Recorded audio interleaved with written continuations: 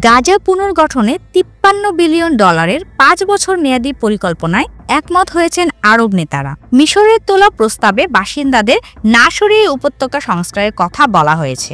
বুধবার 5 মার্চ এক প্রতিবেদনে সংবাদ মাধ্যম ইউরোনিউজ এ তথ্য জানায়। প্রতিবেদনে বলা হয়, মার্কিন প্রেসিডেন্ট ডোনাল্ড ট্রাম্পের ফিলিস্তিনিদের বাস্তুচ্যুত করে ক্লিন গাজা মিশন এর বিপরীতে এমন পদক্ষেপ নিয়েছেন আরব নেতারা।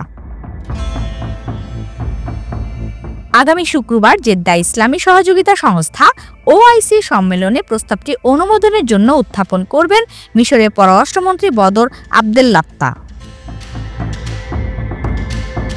এদিকে হোয়াইট হাউস জানিয়েছে, আরব দেশগুলোর প্রস্তাবকে স্বাগত জানিয়েছেন প্রেসিডেন্ট ডোনাল্ড ট্রাম্প, তবে এরই মধ্যে ইসরায়েল প্রস্তাবের বিরোধিতা করেছে। সম্মেলনে উত্থাপিত প্রস্তাব অনুযায়ী 3 ধাপে সংস্কার কার্যক্রম চলবে গাজায়। এছাড়াও সার্বিক তত্ত্বাবধান ও পরিচালনায় ফিলিস্তিনি কর্তৃপক্ষের পক্ষ থেকে গঠন করা হবে বিশেষ কমিটি।